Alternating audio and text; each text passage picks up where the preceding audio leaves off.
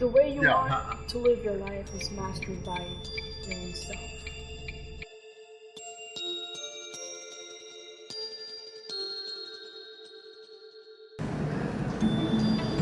One issue, it seems that,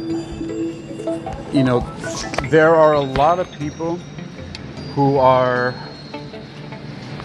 offering different opinions about how AI should be used. There's everything from, all the way that can be considered pure Luddite, meaning people who think that it's, straight up evil and that it should never be used, all the way to the people who espouse its use for everything. So, and of course, as the phrase goes, and everything in between. So, I do see some of the issues that could come along with using AI for everything. But it is a useful tool, and useful in more ways than you would think, that rely heavily and mostly on human creativity more than anything else, because AI, for as long as any kind of computer-based transcription has been around, for example, that's artificial intelligence. So it's not like, of course, we know it's not brand new. There's been different iterations of it over the years.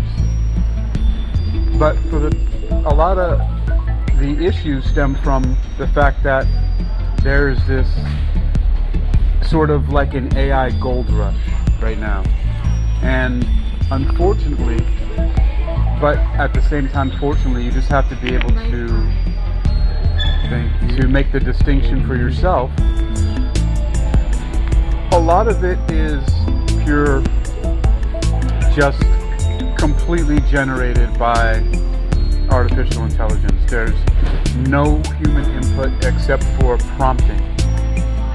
Now, if people weren't doing that, then there wouldn't be this mass use, which can be used as case studies and case histories of what happens when many people of all different kinds have the opportunity to use artificial intelligence. Specifically, in the case that I'm mostly referring to here, is what we know as generative AI, right? And so this is the text, the art, and video, images, and things like that most people call themselves prompt engineers because they are using it, right?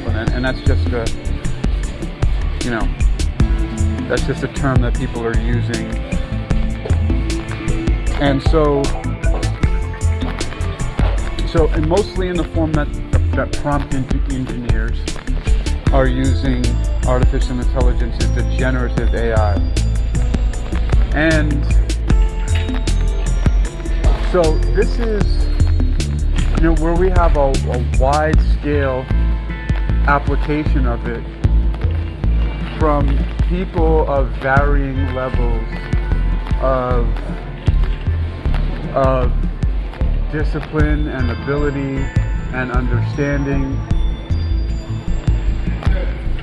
So there's so many different levels of approach because of the level of understanding or even just desire of how to use it. So there are definitely going to be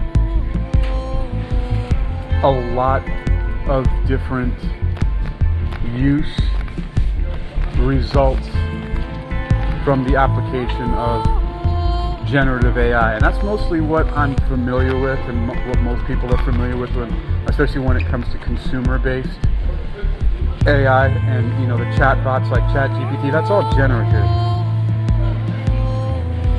and even the GPT in ChatGPT stands for generative pre-trained transformer, right? So, and it's pre-trained meaning there's a training data set cutoff, like a time when the data is being fed into it has a cutoff date. For example, ChatGPT, and from what I recently did some research on, both the new one, DeepSeek from China, both have a cutoff date of October 2023.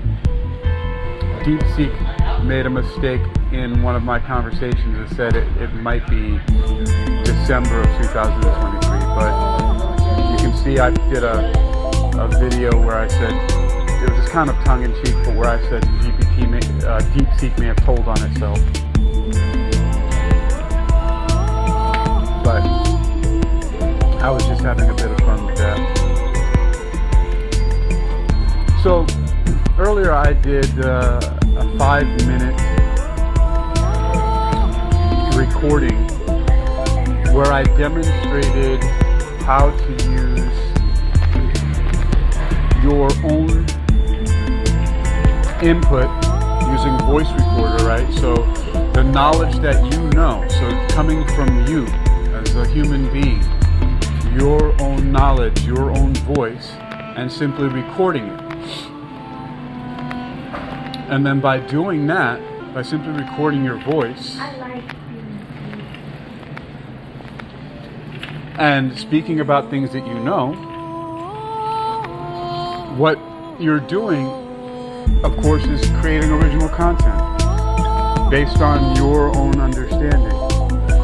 So when you do that,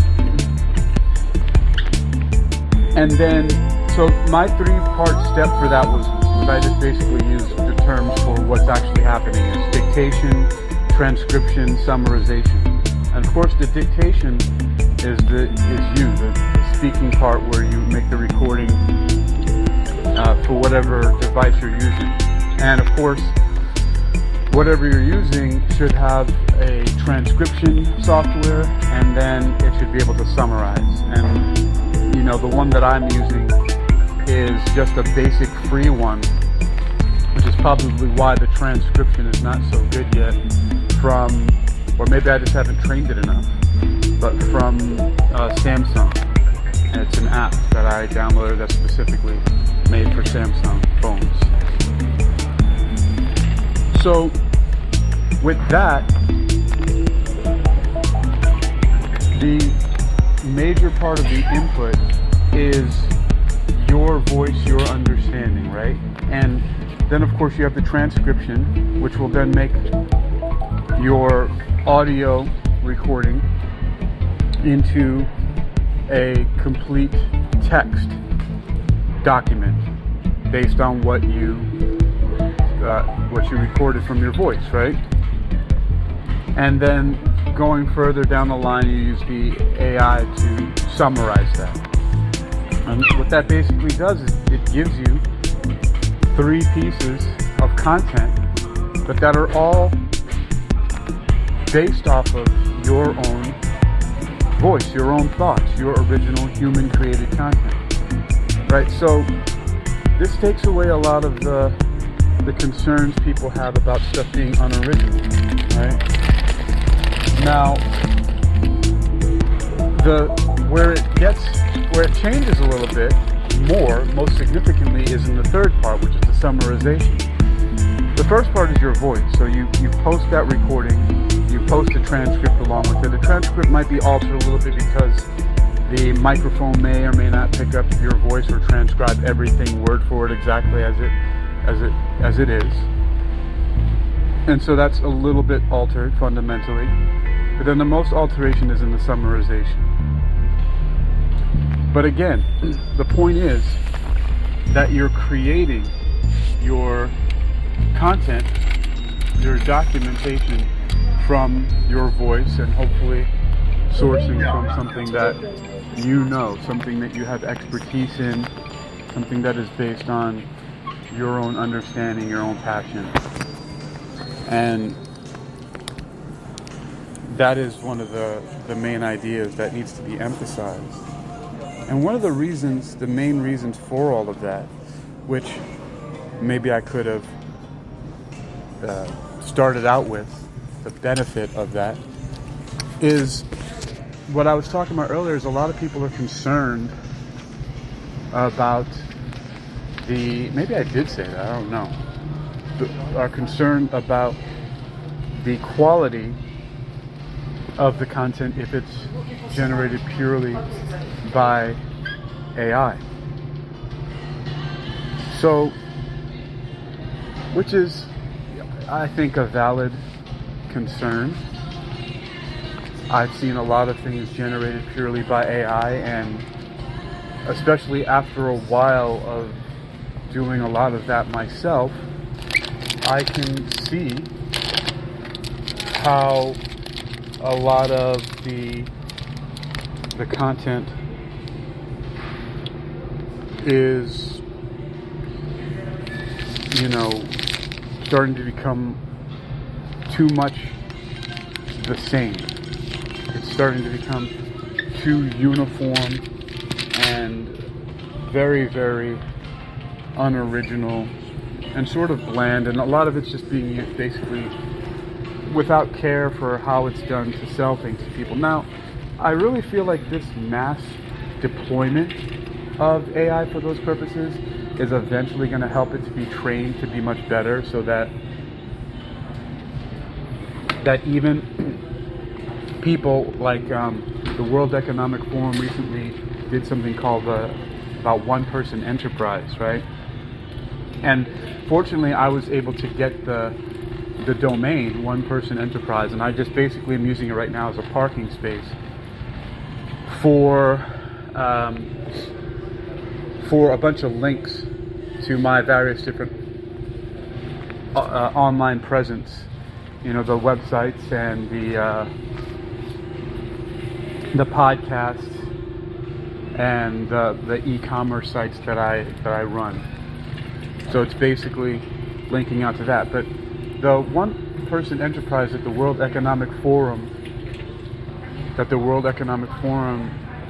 talked about was actually pretty fascinating in showing that eventually this is going to be the kind of economy that people are going to be creating, these single-person economies, which is really great, because I think that it helps to democratize, especially, and I'm talking about the mass deployment of the AI tools and why that's beneficial, because in one way, this mass deployment is going to help to train it so that it becomes a lot better and a lot more natural. And so will even cater to the needs of people in a way where it's interesting to think about. But even though you can't say just yet that a machine, right, we don't have the general, right, everybody's talking about becoming sentient or even conscious, right? We can't say that it ever is going to care about humans, but it surely can act like it does. And when you're doing things and interacting on the internet, and you have something that doesn't have emotions but can pretend, basically, that can act in a certain way, and because it's emotionless, it's not going to be knocked off of its programming and act in a certain way that might repulse people or cause issues where humans might. So it can be more consistent in human interactions and customer service and things like that, but once it's trained to be better to do that. So I think the mass deployment of it right now is actually, it's a mixed bag. We're not going to stop it. So we have to just basically monitor it and do our best, for those of us who are using it, do our best to use it in the highest level ways possible to be efficient, but also to keep as much as of the human element in it as possible. And I really have the understanding deeply from creating massive amounts of content myself that one of the keys to doing that is making a lot of stream of consciousness recording. So basically making podcasts and or videos that are you as a person speaking, as some people say, I know this sounds cliche, but speaking your truth, right? Speaking about the things that you know and deploying that content on a large scale basis en masse as much as you can. And then if you can get better AI tools, then of course, if you pay for something, which probably I'm going to look into later today about the voice recording transcription. But if you pay for something, right, that has a really good transcription, more than the Samsung transcription that I'm using, and I wonder, because I haven't yet used the one on my iPhone, but I wonder if, well, let me just get to the point that I'm making on that before I free associate my way into a completely different hole, down a different rabbit hole. But the best way, first of all, is for one, is stream of consciousness recordings, whether they be audio or video or both, and even direct to text transcriptions, because they're coming from your voice. And again, I said it should be based on your passions, your expertise, right? Your own knowledge, your life stories, those things like that. And the more of those things that you create and deploy, the more human content will get out there. And a lot of people haven't really thought about that particular aspect of content creation when they're scrambling to try to keep up with how prolific artificial intelligence can be. But people, we speak all the time. And some of us, like me, more than others. So that being the case, all right, with that being the case, then it becomes almost imperative to adopt that stream of consciousness form of content creation to be more widely deployed. It becomes almost necessary, especially in the people who are crying, about everything's being taken over by AI and all of that nonsense, right? It can be mitigated by an influx of human-generated content, which, again, I'm saying, and I don't think that I can emphasize this enough, that audio recordings of your stream of consciousness based on your own passions and even more so on your expertise, which sometimes those are the same, but by generating as much content based that comes directly from you. This is, in essence, one of the ways, once again, to mitigate the onslaught of this. We're being, the internet is awash with purely AI-generated content. And a lot of people, again, are rightfully so, a little disturbed by this. Because it is starting to become very, very monotonous. And it doesn't seem authentic. And it just is starting to look like, a lot of crap. So I get that, where people are really concerned about its use in that way. So again, and the way to really put more human creativity into it is through the adoption, more widespread adoption of people recording their own voice, literally recording your own voice, audio recording, transcription, and summarization. And as you go along the line, that becomes a little bit more diluted by the computations. So the first thing is your voice you're recording is as pure as you can get, but then when you transcribe it, it may not be exactly, unless now I'm going to start checking it, because now I'm tempted and more inspired to upgrade whatever transcription software I can find that's going to be more exact. I'll look it up and find out. And then is going to be the most diluted part of that is in the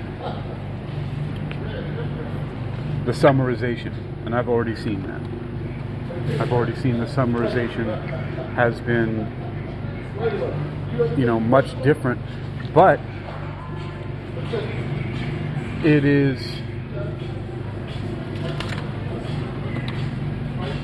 okay. But even though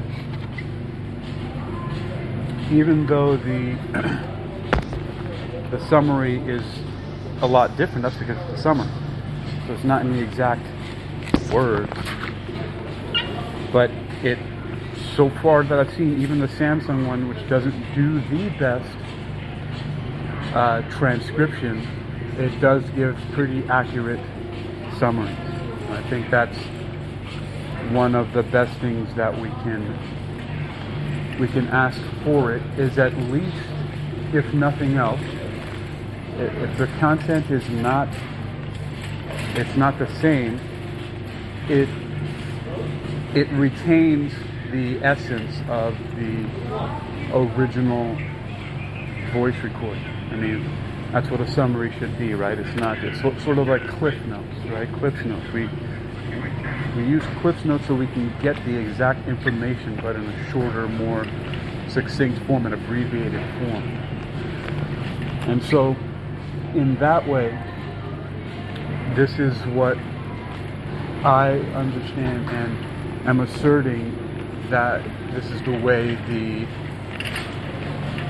AI tool should be used, is basically to create accurate summaries, like Cliff Notes, of the originally recorded content. So, to recap, the use of artificial intelligence, the influx of purely robot generated, purely AI generated content can be mitigated by an influx of human generated content, mainly deployed through voice recording and transcription, and then lastly summarization. And this, alongside the massive deployment that's already underway of generative AI content, I understand will help to bring about a much more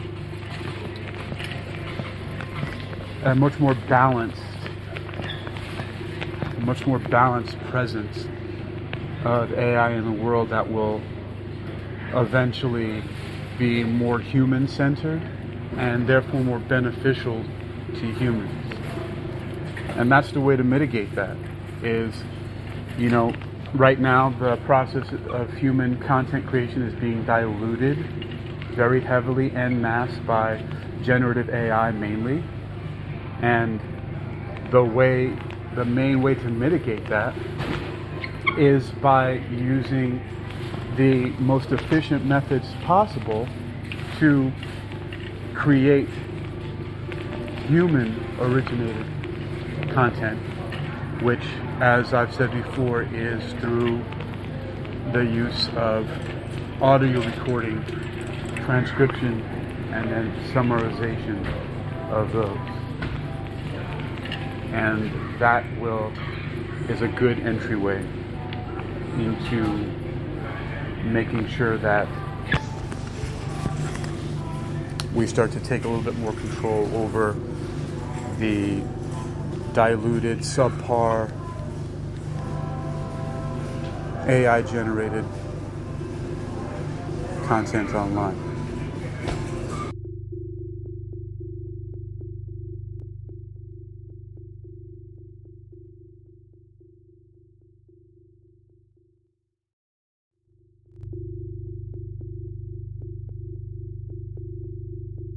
The way you want to live your life is mastered by your own self.